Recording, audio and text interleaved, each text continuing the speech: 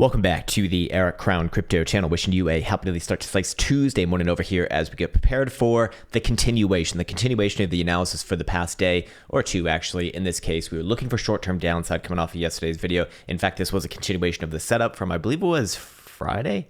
It was either Thursday or Friday last week as I stumble over my words. But more importantly, I want to speak about where the major areas of interest are today and a few setups as well as they start to emerge, which are going to be relevant, probably today and tomorrow. Anyways, other than that, I want to once again give the spotlight to the buyback promotion going on as I got 0% on maker fees for derivative contract orders.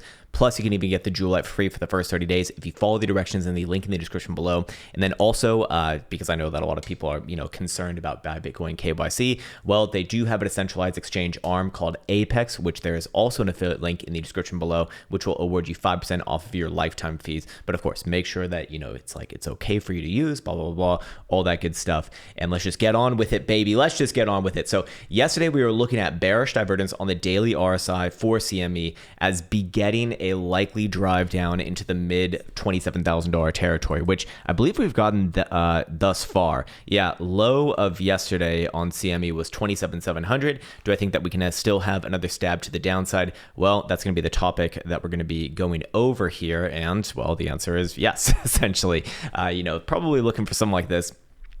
In essence, as volatility does start to go into a bit of a contraction phase on the daily here. So that does suggest that we're looking at a consolidation, essentially the range between about $27,000 to the downside versus about $30,000 to the upside. In this case, as long as Bitcoin's kind of range between there, I would actually look at this as ultimately a good thing for the BULAs long term. However, as we're going to go over right now, there is still likely at least one more track to the downside in the more near term. If we go over here to the daily time frame, we can see that daily stochastic momentum will actually turn down today below 27,500, which would not be good for the BULAs, obviously. 12-hour time frame, as we did note yesterday, is already turning down as well. Is going to be showing downside pressure as long as Bitcoin's below 29,300. 6-hour time frame also going to be showing downside, heavy downside, I should say, as well, as long as Bitcoin's below 29,150.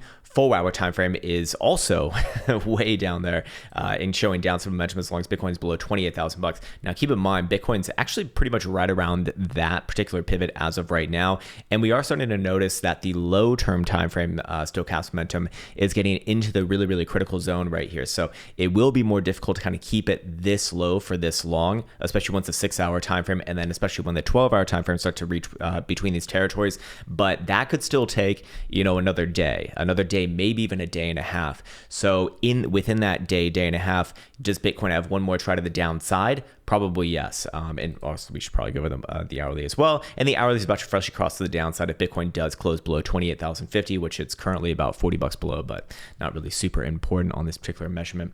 Anyways, now that we've gotten through that, I do want to get into the HPDR ranges. I think it just accurately sums up what we're looking for as far as as far as range resolution goes here. Below about $27,000, we can look at this as essentially broken, and very likely Bitcoin mounts an assault much further to the downside.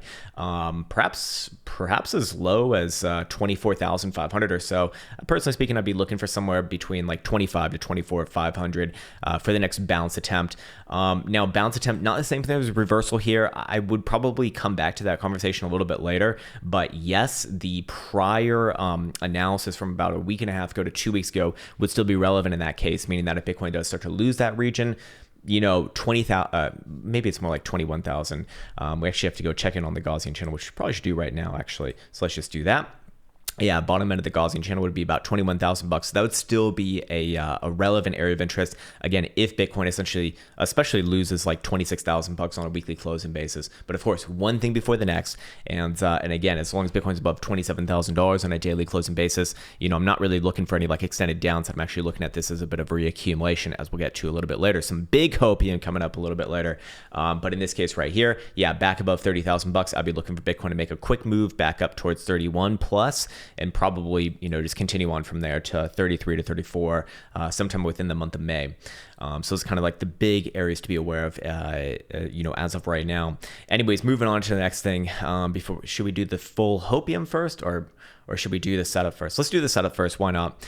So while I do think that Bitcoin in the short-term timeframes probably does have one more try to the downside, somewhere around the current lows, whether that be, on spot price action about 27.6 or maybe a little bit lower towards 27.3 or so, there is starting to be a bit of a long setup emerging here on the 3-hour time frame. And in this case, we're going to be referencing the Jewelite setup. This is a setup that I've gone over many times on this channel, going back for now, like, seems like almost a year ago, maybe more like 8 to 10 months ago now, where basically anytime that the Jewelite gets below 35 or 36 in this case, and then turns white, that initiates setup alongside a PMAR condition where it's below 50 as well.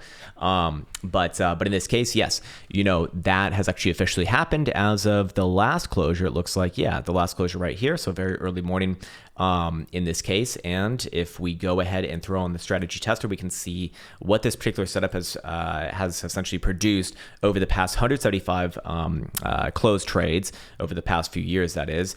And as you can see, about just over 70% strike rate for producing a bit of a bounce there. Now, if we go to the performance summary, I should note that the average winning trade was about 3.5%, or a little bit below 3.5% in this case. So, if this one does play out, we're probably looking, on the lower end, maybe somewhere around like 3%. On the upper end, maybe like 3.5%.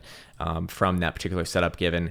And to be fair, 3% honestly feels like a bit much from here but it always does, when these setups do emerge. But that would put Bitcoin basically at around 28,800 or so, around this little stutter step over here, I think would be a little more reasonable, which is actually just $100 less at about 28,700. If it does go for the full average, again, that would be about 3.5%. That would put Bitcoin just shy of 29,000 bucks. Now, where would the invalidation on something like this be? Well, in this case, we actually don't have the next bar, which would officially be giving it to us, but I'm going to guess it's very likely to be the same one as the last one, which is basically around 27,000 bucks as well would be invalidation in this case. So again, in the short term, can it come back down and retest somewhere around these lows? Yeah, absolutely. I mean, it could still be something very akin to this over here on the daily.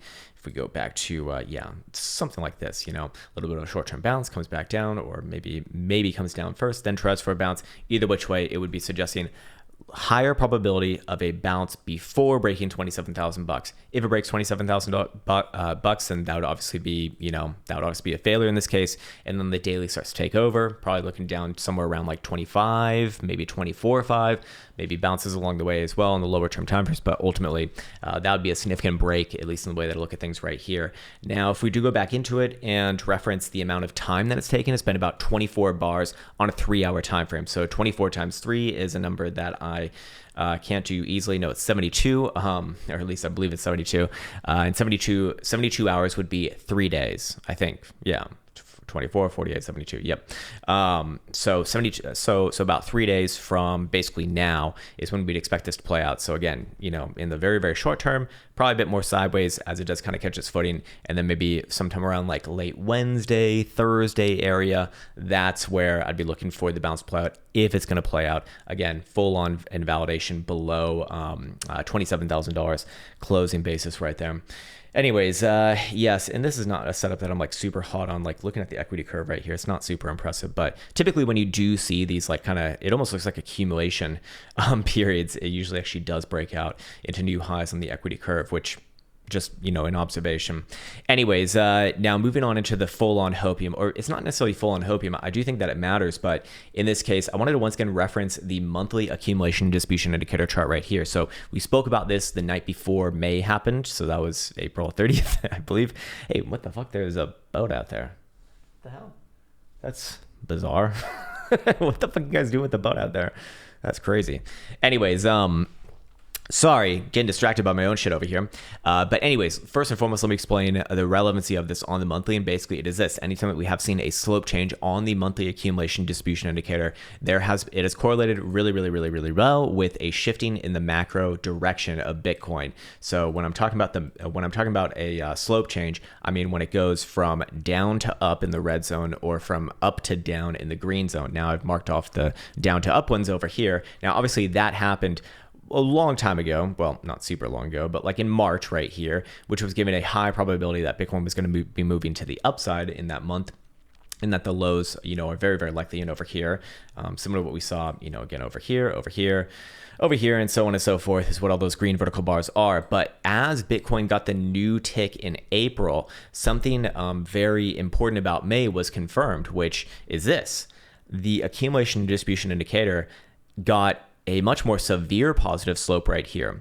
So that does imply that the month of April, we did see a lot more buys than sells, but that can be essentially looked at as accumulation, at the high side of the range, yes. But ultimately, if we're gonna see some sort of a signature on this, that would suggest that Bitcoin's more likely to break to the upside than the downside, like break to the upside first rather than the downside, in this case above like $30,000, rather than back below like 26,000 bucks or 27,000 bucks for that matter as well. In my opinion, it would suggest that this is actually more likely. Similar to what we saw, back on, actually very similar to what we saw back over here in the 2019 saga, where you got your first positive slope right here, goes sideways, and then big up right here. And that big up was actually literally May of last year. Very, very, very, very, very interesting right there, as Bitcoin broke significantly back above that $6,000 region, the same region that Bitcoin had been basing off of for, almost a year prior. And a lot of people thought that Bitcoin would take a long time to break back above $6,000. Instead it did it, all in one massive girthy green dildo right there. So kind of similar thing over here as well. Bitcoin spent about a year trading off of 30,000 bucks and then absolutely shattered it to the downside nearly a year ago. And hey, stop that. Oh, nice. All right, good. We're rich again. Yes. No, just kidding. But more importantly, in this case right here, could we see something similar? I guess so. At least it would be possible with the way that this one did close for, again, April. So yeah. Anyways, that's a bit of hopium to kind of end this one off. Again, $27,000, very, very, very, very, very big area right here. If Bitcoin starts to let it go, that would be a major warning signal issued for myself that we're very likely to see significantly lower, 24,500 to 25,000 bucks, probably a bounce attempt right there. At that point, have to see where the weekly lands, but there would be, severe concerns about coming back down to like 20 to 21,000 bucks after that. But until then, above 27,000 bucks, this kind of is very reminiscent of a few other times in history, but maybe I'll save that for another video. Yeah, this one's already been long enough. So yeah, that will do it for this particular one. I want to wish you the best as always. Take care, much love, and see you hopefully soon.